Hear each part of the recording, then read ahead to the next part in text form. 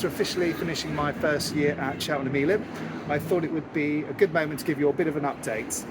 Basically, it was 6 months ago since I did my last one, and it was freezing cold then, and it's boiling hot now. So that's the British weather for you.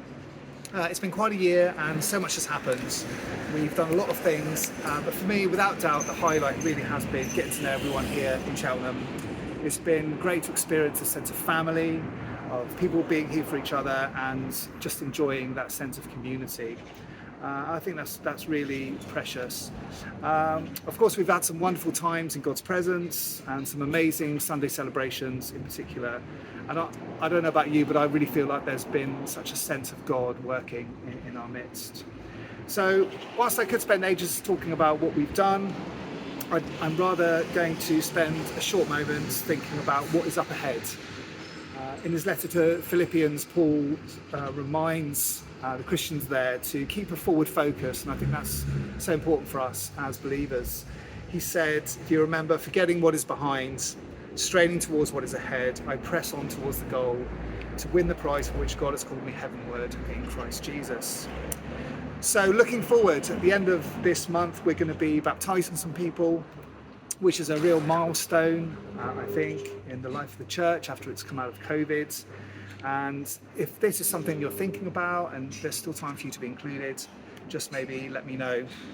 Even if you want to know a bit more about what baptism is and why people get baptized, then I'm really happy to chat. The other thing on the horizon, of course, is the Limitless Festival. The youth team have done an amazing job with our youth over the last year.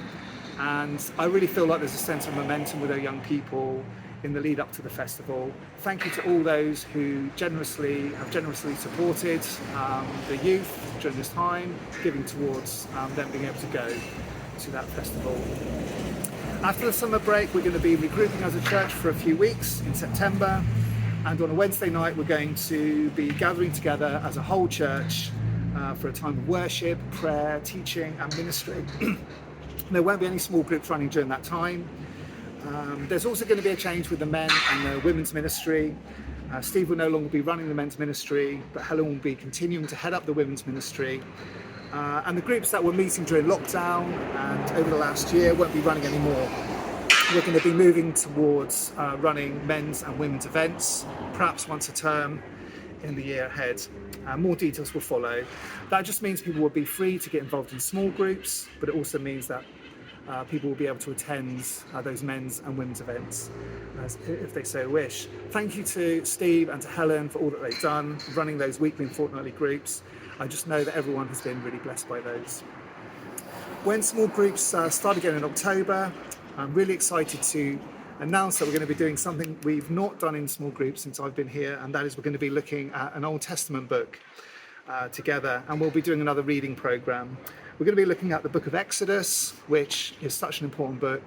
So much we can learn from that, and there are depths that we can go to with that, which I'm really excited to take us on a bit of a journey in. And we're going to be spending some of our Wednesday night sessions, our deeper sessions, also looking at some of those sort of deeper aspects of the book of Exodus and what it means for us as Christians living today. Of course, we also have a lot happening in the community outreach side of church life. Our English lessons have been an amazing success, and we're hoping to run another course in September. We're also getting more involved with the work of asylum seekers across the town, and we're going to be hosting some events for those. It goes without saying, perhaps, that the food bank remains an important part of our vision here, and we are all really excited about the ramp finally being built, for which we now have planning permission. Finally, it's been great to welcome Pete onto the pastoral team as he begins his ministry and training program, and also I'm really excited that soon I'm going to be able to update you about our youth work and the potential youth worker.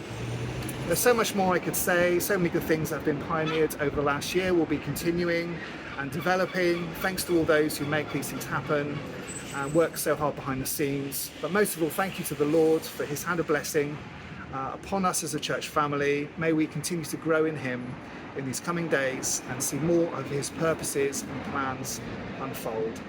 Be in touch if you have any questions, but that's bye for now, and God bless you all.